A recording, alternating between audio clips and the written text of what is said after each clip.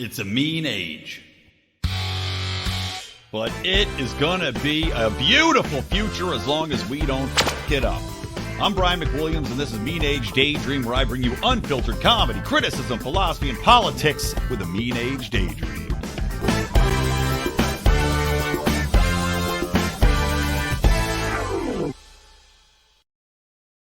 Let me say good day to you all, to you Chads, to you Staceys, to you Incels, to you LARPers.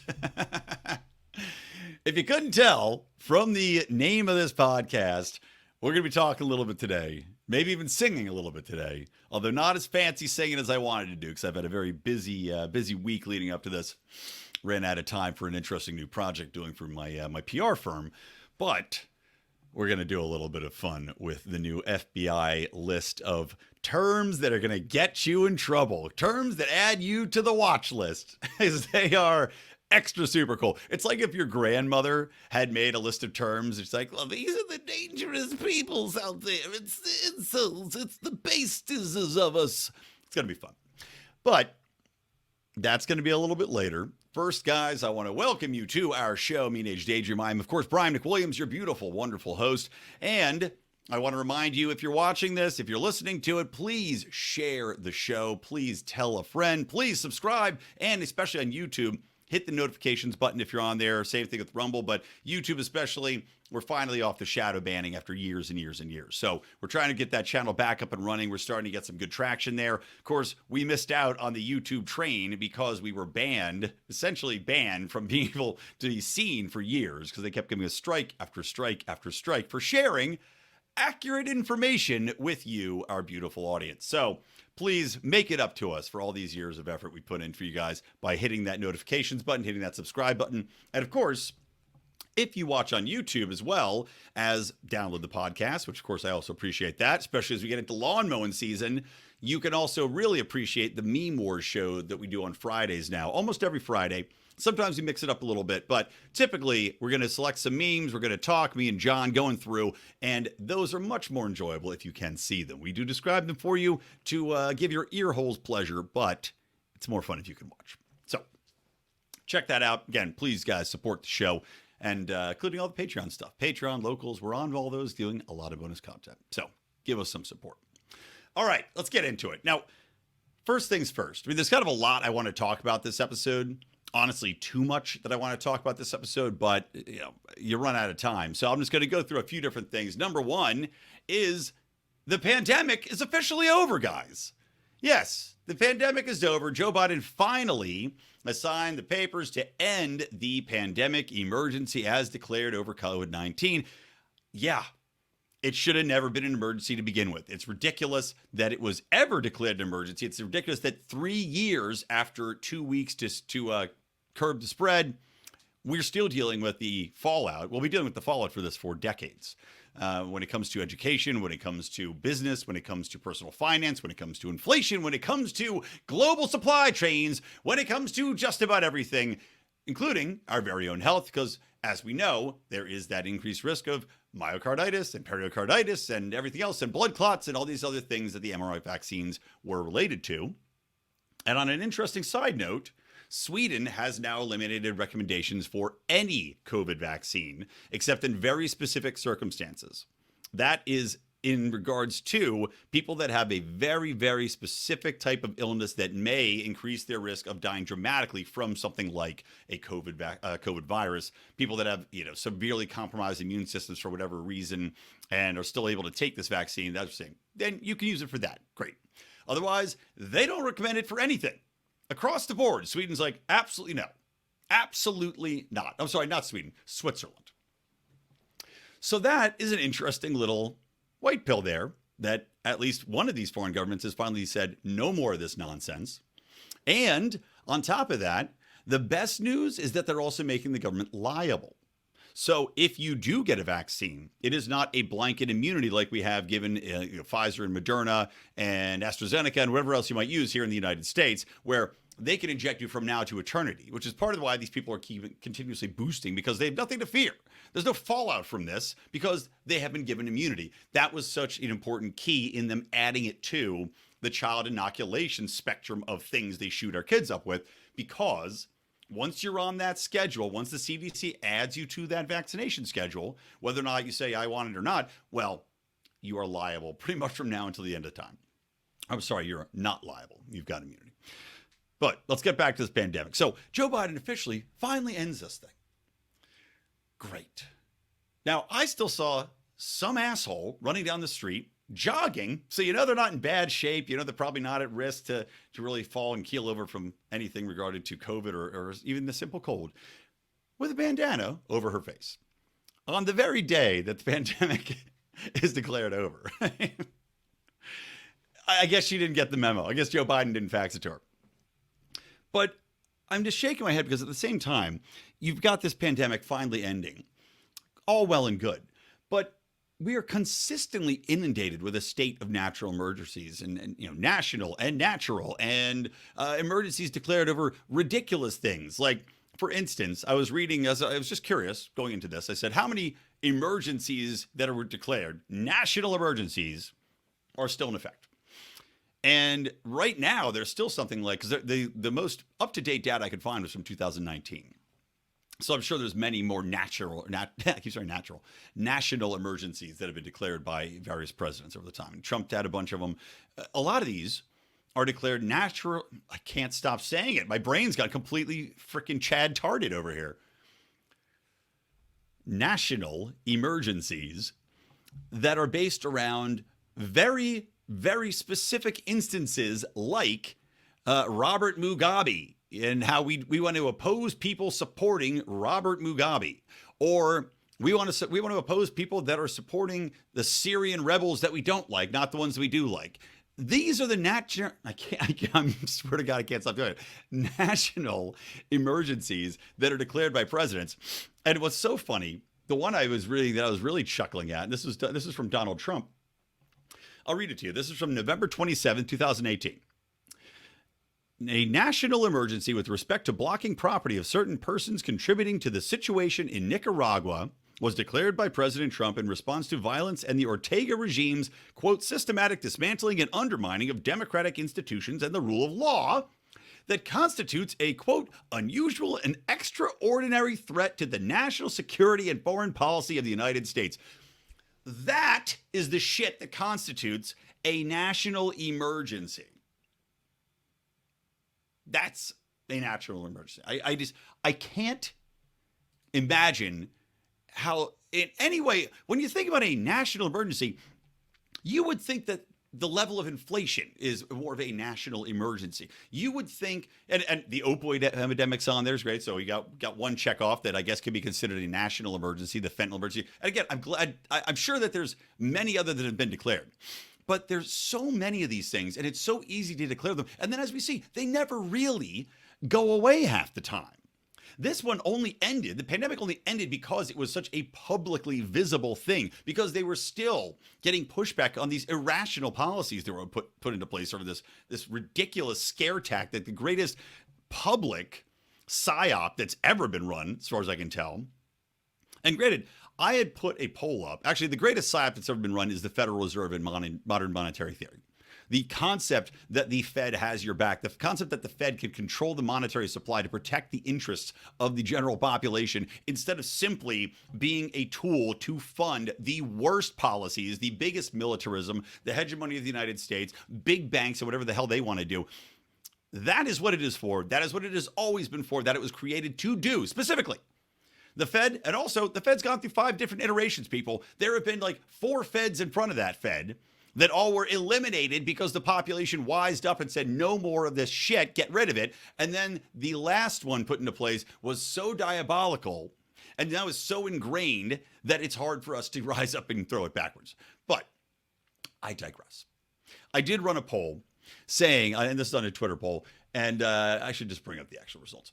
I ran a poll asking, what do you think is the greatest experiment that has been run on the population and which will have the greatest long-term effect? All right. I thought, okay, that's a pretty interesting question. Now, the ones that I put on here were mRNA vaccines. The next one is affirmative care / trans, modern monetary theory and medical authoritarianism. Now, naturally, the pandemic ties into medical authoritarianism. And one of the issues I have with this quote unquote end to the pandemic is that the United Nations, and I've talked about this on the show before, the United Nations has a pandemic treaty, which all of these Western nations and all of the established first world countries are all signing. Frankly, I think just everybody's signing it en masse. Now, while this doesn't explicitly give the World Health Organization control over our pandemic response, we saw what happened when they didn't have to have that to begin with, because every goddamn recommendation that the World Health Organization made was instantaneously adopted by all of these countries worldwide. No matter how stupid, no matter how full of bullshit, no matter how much they misled the general population as far as the data, as far as the transmission rates, as far as the vaccines, all of these things were lies. Passed forward by the CDC and the World Health Organization. You'll recall Dr. Fauci regularly said, well, I just follow the WHO's recommendations. I'm just going ahead, the WHO tells me, and I just say, okay, they're the science and I'm the science. We're all the science. Cool. So even though we've ended our pandemic emergency here, at any point in time, should this pandemic treaty go through, the World Health Organization can instantaneously say, hey, everybody, pandemic, put on your pandemic hats, everybody. Pull up your pandemic pants. We got to go out and pandemic. Lock everybody in their houses again. Here's our recommendations. Everybody's got to wear 6 masks again and walk around with their heads up their asses for 3 fucking years. Everybody's got to close their businesses down. Everybody's got to close the shipping lanes down. So I don't take a lot of solace in the fact that this pandemic has ended, because it seems almost that they've trained us now, and I think this is intentional as to why this pandemic lasted so long, but trained at least half of the population. The idiot I told you was running around with a bandana on 3 years after this pandemic started.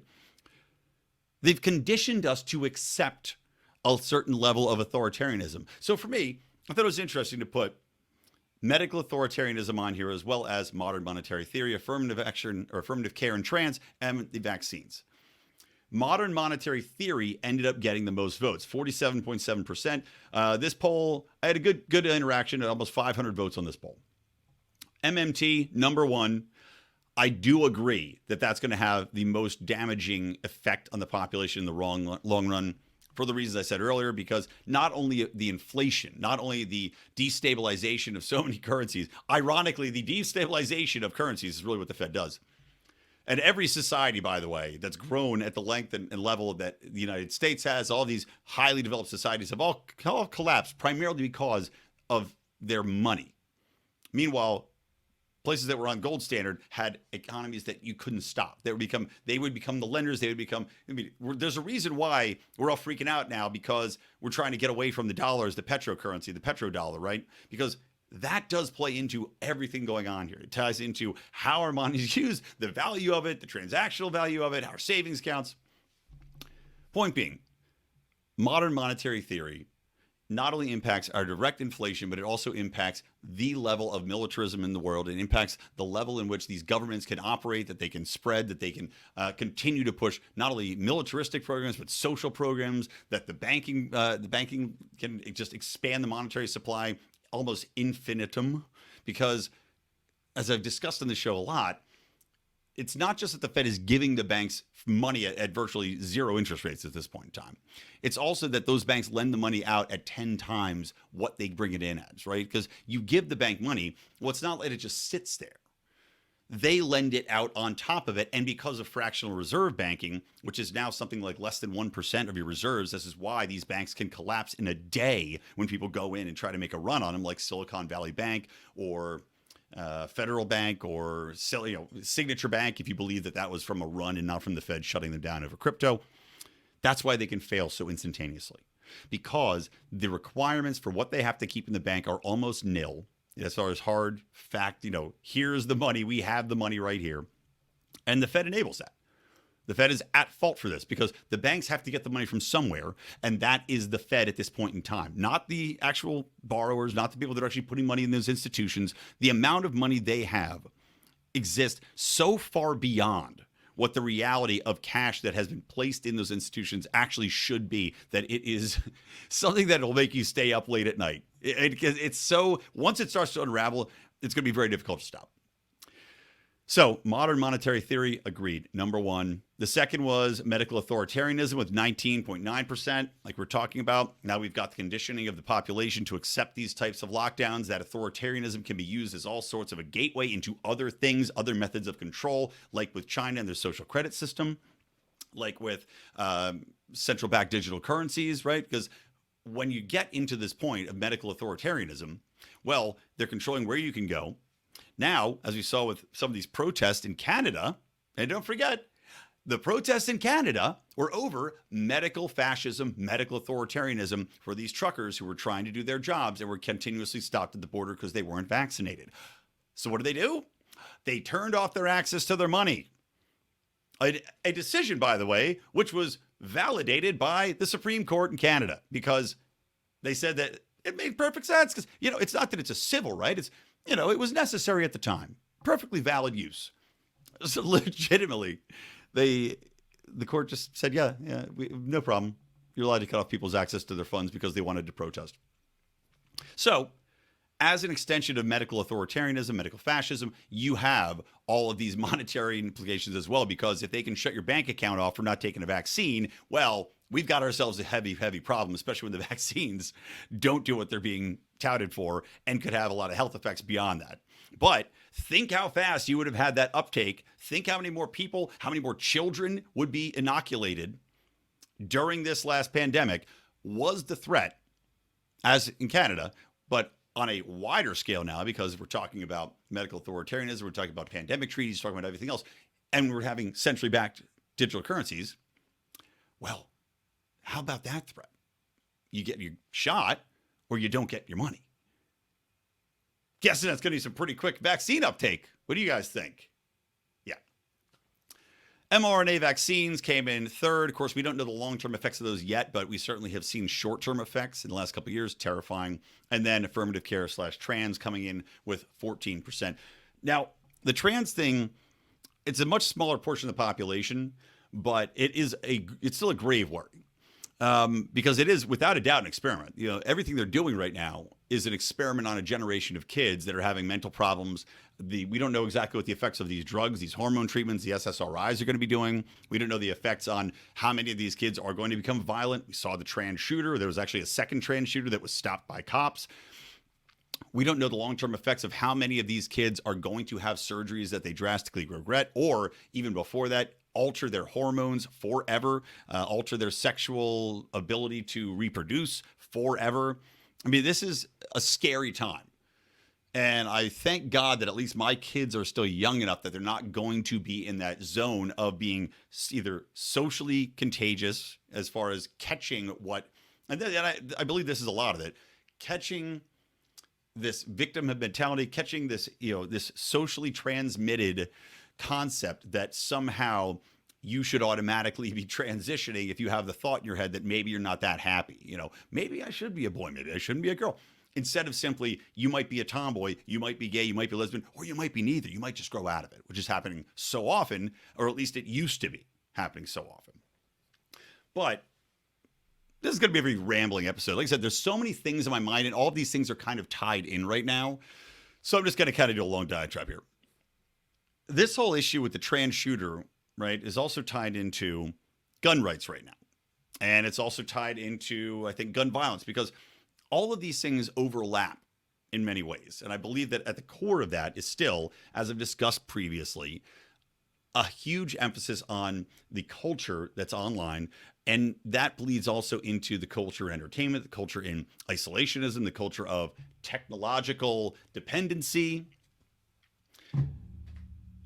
But I think we have to look at the evidence behind this and why, when these, leftists, like these Tennessee 3 assholes who, look, I'm not that much in favor of booting these people out. I think that while the Texas legislature, I can understand them saying, look, we don't want to take this anymore. You people are being, disruptive.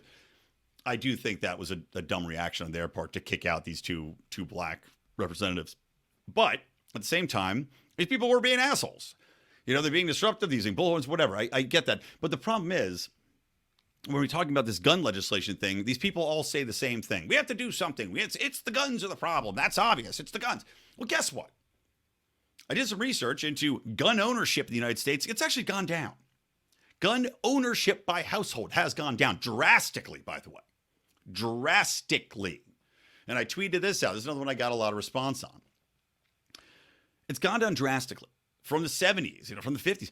And that's the point that people don't want to take into account when they talk about, oh, there's more guns sold in America. Well, that just means that specific people are buying more guns. The people that believe in that right fundamentally to bear arms, who are worried that you're going to come and take away their guns, they are going out and buying guns. They're buying the guns that they think are most likely to be taken away from them. They're buying guns because they're concerned about you people constantly yelling that you're going to take their guns away. But as a household ownership, it has gone plummeting down. Okay. So, had to make an edit there. Where was I? Gun ownership has gone plummeting down, and yet you have these instances with mass shooting. Now, why is that? If you had so many more people that were so much more traumatized by guns, by being abroad, that had legitimate experience using these weapons, why were they not going and shooting up schools and shooting up banks and shooting up whatever else? Right? Isn't that the question we should be asking here? I mean, I got to think that at this point in time, it's clearly something cultural, and it's not about the guns. As much as these people want to scream and yell that it's about the guns, it seems definitively that it is not. It is about the culture. It is about social contagion of bad ideas, of divisiveness, of hatred, of people that are isolated, that don't have a check and a balance on what they're doing, who they are, and clearly people that don't know them well enough to see that they've got an issue to step in and stop them, or step in and let them know that they care, or step in and just be a friend to these people. I think that is really a lot of this where it really comes to a crux. You have parents that are checked out. Again, technological dependency. They're either checked out or they're so busy talking about virtue signaling online or posting pictures of their kids, they don't actually know their kids. They don't actually give them any sort of time to talk to them. They're not sitting down and discussing life with them. They're not talking to them about their day, about their friends. That's not happening anywhere near as much. At the same time, you have kids that are isolated just in the ways they interact. The ways in which these kids interact now is so much on social media rather than in person, rather than having a one-on-one discussion, getting off of that grid and going out and walking around and having a lunch, going to the dinner, walking around the mall, whatever it might be. Instead, every interaction is on social media now. Now, there is a problem with being disconnected in that way, and that you are always going to feel lonely, even if you have a large friend group. You're always going to feel lonely and isolated, and you're always going to feel that you're not good enough because of the way these things are curated, number one. And number two, that the less you feel connected on a real personal level to friends, the more you feel isolated, the more you feel that the only things that matter are online and less about your interactive persons that you might spend time with one-on-one, or, as I said, discussing your day. You're also more worried about online social judgment and impact than you are about personalized judgment and impact. And I think that that is a lot of what we have to think about too here. When you look at doing a horrible act, when you look at doing something heinous, like shooting up a goddamn school, shooting up kids, that tells me that you are not worried about any accountability from anyone in your life that's close to you. You're looking for accountability and recognition only from the people in your online sphere. You're not worried your best friend is going to go, I can't believe that, Bob did this or Sheila did this, wherever you want to turn into. You're obviously not worried about your parents losing their faith and respect for you, because that's gone. There's no connection there. And so you have to ask yourself, is this a cultural problem pushed forward by social media, pushed forward by inattentive parents and bad teachers that aren't held accountable, and that are, again, much more worried about these divisive woke issues and pushing forward their union bullshit than they are about actually connecting with students and making their lives better? Is it based in that isolation that these kids are feeling and that they just don't care? I can't think about doing something that heinous without thinking about what my parents would think of me. I can't think about dying from, let's say I did a bunch of drugs and had an overdose, right? My primary concern is, holy shit, my wife and my kids. And my secondary concern is, what are all those people going to think of me that I respect? how much are they going to be disappointed in me for letting them down by the actions I've taken? And I think there is a lot of that cohesion in the community is lost, not just with friends, but with a cohesion in your community to also worry about what people do think of you. And yes, you should be concerned on some level what people think of you. There is such a thing as a cultural norm for good, a moral good that everybody should hold up as a standard and say, this is what we should look to strive to. And I think that's also been eliminated from society in many ways. I'm not going down the path of being a religious fanatic. I'm not one of those people who has found God, and I probably will never find God. But I have talked before about how I do think that, without a doubt, a lack of religion in the United States is leading to counter religions, of which trans cult is one, climate cult is one. These incel groups are one. Even you could even argue that the alt-right, as formed in these more nationalist organizations, is the response to a lack of religion on some level, shape, or form. And I think that in response to that, you do have a social cohesion that's breaking up. When you see these problems also in different secular societies like Sweden, again, the Nordic countries, which are a little bit less super religious in one way, but they were at least uniform in their beliefs, what they found to be good, what they found to be bad. And I guess they were still fairly religious. I don't know why I'm saying that. But my point was that it was a monoculture in what they believed in, the hobbies, the pastimes, the interests. And then that was all completely ruined when they started doing mass immigrations of people that had no interest in becoming part of that culture. And it really started to splinter the society. And you did see a lot more violence, a lot more rapes, a lot more killings, a lot more all these things spring up. Point being, it's not the guns. It's simply not the guns. No evidence points to that I've seen to showcase that somehow simply having guns is made this society a violent, murderous one, because none of that adds up when you look at the historical record and the trends of how all these things are going. The only thing that makes sense is the introduction of this, again, social contagion, as I'll call it, through social media. As propagated through the entertainment sphere, as propagated through mainstream media. That seems to be the primary culprit to me in what's guiding this. Am I wrong? Possibly. But what I'm saying, I think, makes a hell of a lot more sense than whatever these gun grabbers are talking about, yelling that it's solely the fault of the guns and how we have to sue the manufacturers and have to ban everybody from having these guns and whatnot. Because when you have a broken culture and a broken society, and you have so many of these kids that are ending up in, just becoming completely unhinged, unaccountable, sociopathic murderers that are completely devoid from reality, you have yourself a major problem that has to be fixed in that society. Otherwise, society is going to start to break down. And I think you're slowly seeing that. It's not that it can't be reversed, but you're starting to see that. And that's something that every parent now, every teacher, every family member, every neighbor should be paying attention to, and how we treat each other, and what we can try to do to push this back the other direction, try to make more personal contacts, try to expand what you're doing in your community, who you know, the impact you have on people, holding people accountable, establishing a moral standard that should be upheld. And, it could be as simple as smiling at somebody on the street, guys, if we're being very honest. I don't know about you. I'm a friendly guy. I try to make an impact on people as much as I can. It's just being nice, just saying hi, just waving and nodding and being a good neighbor and being a good friend and being a good person and trying to open doors and trying to do nice things for people so they know that somebody out there actually does give a shit about them. Even if it's just a wave thank you in my car for letting somebody merge into a lane. That stuff does add up. It is important to let people know that, yes, we're all in this together, and I appreciate you and what you're doing.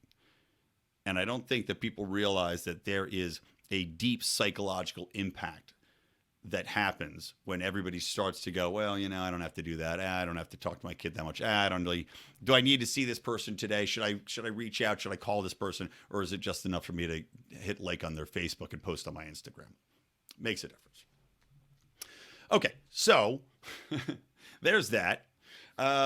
Mid-break, guys, want to remind you, check out our sponsor, Crowd Health. They are fantastic. You could go to joincrowdhealth.com, use promo code LIONS, guys, to get a fantastic discount. You can get $99 a month for the first 6 months on what is not health insurance. Not health insurance. It is something way better. This is a basically a communally funded organization wherein you put your money in there, you can use it to go to any doctor, and the community helps to fund your costs for medical care, whether that's going to the doctor, whether that's having something that's more of a larger life event that you need help with. The community helps to fund this. It is voluntary health care. And unlike all these other insurance programs, you're not restricted by it. You could go to your doctor, they pay them directly, and you can also help. We're talking about community building, like I just did, holding accountable, helping each other out. You're actively helping other people as well. It's a really interesting process that they developed here. I recommend you check it out. Take control of what you're doing with your healthcare. Go to joincrowdhealth.com, promo code LIONS. Check it out. And if they ask you, they won't, tell them that Brian and Lions of Liberty sent you. All right. Let's get into some other stuff here. Said 2 more topics. I'll finish up with Major League Baseball and climate change and the stupidest study I've ever seen done in the history of studies, which is one based around home runs that were hit out of the park. Now, yeah, one of my more popular tweets of the week, which just follow me at Brian McWilliams, got it right at the bottom of the screen there, and follow at Lions of Liberty. And hilariously, for the second time in, I think, as many months, Rob Schneider, the very famous comedian and very famous non-woke, rejecting the woke left, rejecting the liberal policies and politics of Hollywood, and embracing his libertarianism, and up to the point where he was reading Mises and Rothbard and all that good stuff. There's a famous instance called the Schneidering, hashtag the Schneidering, wherein he was supposed to come on my show several times, and several times flaked on me. And famously went on Tom Wood's show, which made me enraged, and yet does retweet me. I'm happy for the retweets. Don't get me wrong. I'm happy for the exposure. Obviously, when he does that, it helps increase my visibility. It helps increase the tweet's visibility, and I appreciate it. But it is also kind of like, is he trolling me? Because I messaged him like, "Come on the show, Rob. Come on the show." Crickets. All right. Anyway, we'll get to that in a minute. That Major League Baseball tweet. Before that, I got to talk about this, and I even going to sing a little song, because the FBI has introduced a brand new list of their words, which will get you flagged for being an extremist. And like I was talking about at the top of the episode, they couldn't be stupider. I mean, they could not be more idiotically commonly used words that are not used by extremists so much as they use by people that are making fun of the FBI going after extremists, or mocking people on the left, or mocking, in fact, the extremists themselves. That's the problem with these fucking government organizations when they do this type of nonsense. They don't get the meme culture that these exist in. I'm sorry, but you can go on 4chan all day, every day. I promise you, those people, maybe 0.00001% of which could ever be found guilty of anything real, 99.9% are just trolls having a good time, making you look dumb and trying to fuck with you. Yet, the FBI has added these terms to the list of extremism. So, what's the outcome going to be? Who knows? Probably nothing, except they're going to try to lure some poor Chad and Stacey, who are just trying to Lookmax themselves, which I had to look up that one. I knew all the other ones. I'll read them off to you. But Lookmaxxing is one on there. And apparently Lookmaxxing is when you try to maximize how good you look in order to attract a mate. And then if you do, it's called something like relationshipping or something equally stupid. It's like, it's a phrase that's so stupid. But if I haven't heard of it, it's got to be unbelievably stupid and unbelievably deep in the troll world. But the fact that it's on the FBI doc just is beyond hilarious. So let me read off some of these words to you guys, because this is from the Daily Signal shared it. This is from the Heritage Foundation, which had, through a Freedom of Information Act request, found the new terms. Now, here's the terms: based, Lookmaxxing, Chad, Stacey, Incel, red-pilled, black-pilled, blue-pilled, normie, and LARPing. Now, there's a few more on there too, but those are some of the best ones. So remember, if you're going to go out there and Lookmax yourself up to attract a wizard bride while you're LARPing, the FBI is going to come in and fuck your ass, buddy. So just keep your hat on. And speaking of hats, that's where I made my little song. I was going to play music with it, but I think it's funny without it. You just got to sing it to the Mexican hat dance theme. It goes just like this. I'm based. Looks like being Chad at that. I LARP. As Stacey around the hat. I'm red-pilled and black-pilled and incel. My favorite urban is called Bay Still.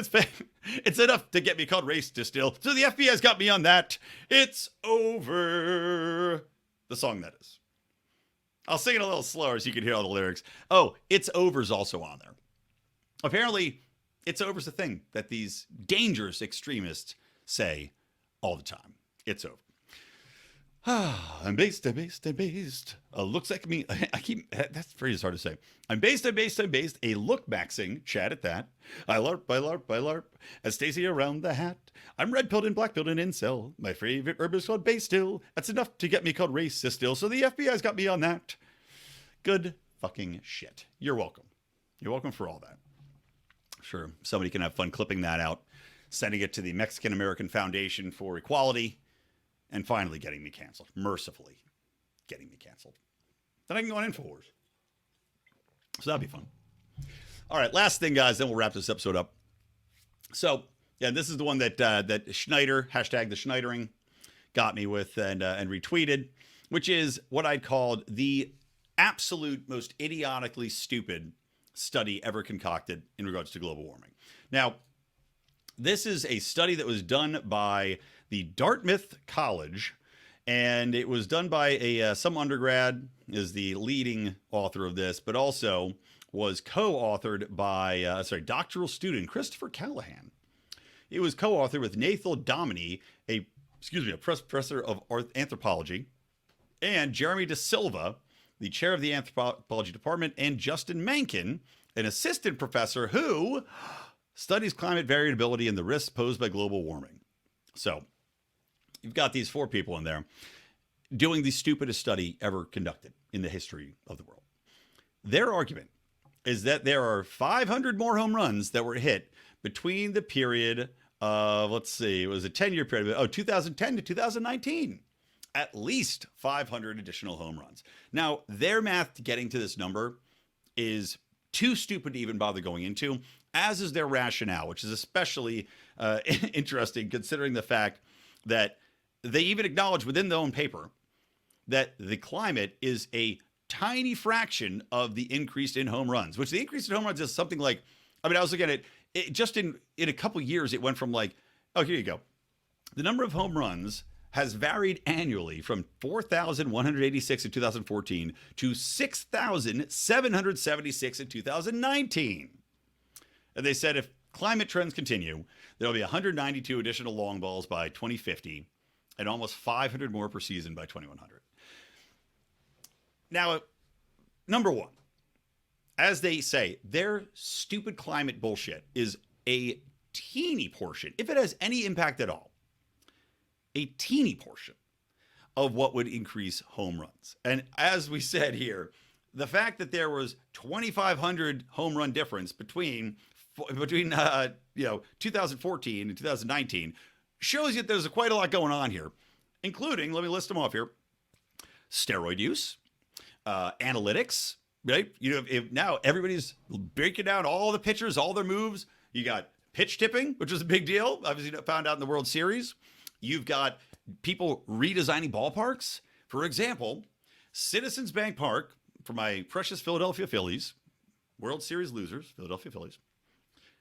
When they built that park, it's got, I believe, the right field, which is way closer in than Veterans Stadium used to be, way closer in than the average baseball stadium. And thus, guess what? They tend to cater to lefty hitters who have power in order to blast balls out to that fucking shortened right field. This happens a lot. All these stadiums are different. The new Marlins stadium is like something really short. The fact that they redesigned these stadiums to make it a little bit easier to hit home runs, because home runs are popular, from a Major League Baseball perspective, also leads to an increase in home runs. Guess what else? And this is what I said in the tweet. They also juice the fucking balls. There's the live ball era, there's the dead ball era, and they are constantly making adjustments to the balls for a very specific reason. That reason is that they like to have more home runs, and they tend to juice the balls. That means the springiness. That means the density's not there. It means they're going to bounce a little bit more. They're going to go a little bit farther. None of this shit has to do with fucking climate change. None of it. And let's not forget, there's also indoor stadiums. There's also stadiums that open the top, they open the roofs on nice days, they close them on cloudy days. Like, there's so many variables here to try to pinpoint it on a less than 2-degree variation. And even that is hard to be proven if you actually look into any of the numbers that they're showing here. If you look into satellite data, it seems that there's virtually nothing at all. But let's just say that let's give them a benefit of doubt and say 1.5 degrees increase. But they're looking at worldwide. Right? They looked at worldwide. This isn't even like they went and sat down, putting a thermometer in the batter's box, right, to see how hot it was, or up in the air above the stadium to see how hot it was. None of that. No, they just looked at global trend data. And then they were just like, let's just say 50 more a year. Why not? I mean, it's so fucking dumb that the fact that assholes at NBC published it, the fact that, this story got picked up. And it goes to show you just how disingenuous not only the media is, but academia is. I mean, this story is so stupid. It should have been in the annals of those fantastic, articles that were published in all of these peer-reviewed journals, because they say up right up front, peer-reviewed. Oh, it was peer-reviewed? It was reviewed by other assholes who work for global warming journals and have no respectability. Because we know these journals don't publish anything that doesn't go along with the established narrative, the quote-unquote settled science, that we've been told that global warming is going to massacre us all. And yet, not a single prediction has ever come true for global warming. Not a one. They keep telling us that the oceans are rising. They keep telling us that the glaciers are coming. They keep telling us the ice is gone. Well, the ice all came back momentously, right, this past year especially. We just had the coldest winter, the rainiest winter in California. We now have nothing to fear from our water supply up in the Sierra Nevadas. We have no wildfires because guess what? Those were not caused by climate change. They were exacerbated by bad forest policy, aka not clearing out underbrush and cutting down trees like they should because the eco-warriors wanted to save all the trees until your log is bad. Well, guess what? There's a function for that. It stops forest fires from spreading. But all these forest fires weren't started by global warming anyway. They're started by homeless people, which we do have a massive problem created by Gavin Newsom, setting fires and then them raging out of control. Or from power lines falling down. Point being, it's ridiculous to accept this study. It should have been right next to the one where they talked about how it was something like, the patriarchy of dogs fucking other dogs in the dog park, which again was accepted and ran in several peer-reviewed journals, but was total nonsense. It was a joke to showcase just how ridiculous these journals are and how activism collection of data, which this is, have no place in a real scientifically based society, which is what we should be trying to get to on some level. So, good job, idiots, in creating the dumbest study I've ever read, the most completely scientifically inaccurate, at best, guesswork, and really something that I would say, should have ran as a pure joke, or at best a third grade science fair. That's where this belongs. And yet, without any questioning, shitbag organizations like NBC News say climate change is leading to more home runs, study finds. At least question it. At least question it. Ridiculous. What you shouldn't question is whether or not you should support the Lions of Liberty. Go to patreon.com, or you can go to our locals. We've got a locals as well. Go to patreon.com/Lions of Liberty or lionsofliberty.locals.com. You can get our bonus content, bonus interviews. You can get extras like I did with Matt Battaglia. We do our Q&A with Robbie the Fire. Of course, we also do Good Morning Fuckhead, my daily rant show. We also do Secrets, Lies, and Cover-Ups. All sorts of wonderful things. And even if you don't like to listen to extra content, how about you just support us? We're doing this. We're not making it full time. I'm not a millionaire here working full time doing this podcast as much as I would love to do that. Would I even like to do that? Probably. Let's give it a shot. Why don't we get there? And I'll make the choice when we get there. How about that? But in the meantime, please throw us some ducats. Subscribe to the show. We've got a Felony Friday solo feed as well. If you don't like me, fine. You can subscribe to John's Felony Friday, Finding Freedom feed. If you don't like John, you can subscribe to the Mean Age Daydream feed. I also put up some bonus material up there from time to time on that solo feed. The rant about, what did I do a rant on? I can't remember now. Trans rights. You can find my whole rant about trans rights, about 15, 20-minute show over there. And I'll do those fairly regularly, maybe like once every couple of weeks I'll throw it up there. So that's it. Hope this show was all you could ask for and more. You wonderful base Chad, Stacey, Incel, LARPing, Looksmaxxing, red-pilled, black-pilled, blue-pilled, normie fucks. Thank you for listening. I am Brian McWilliams. This has been Mean Age Daydream from the Lions of Liberty Network. And I remind you to keep those electric eyes on me, babe. And keep that ray gun to my head.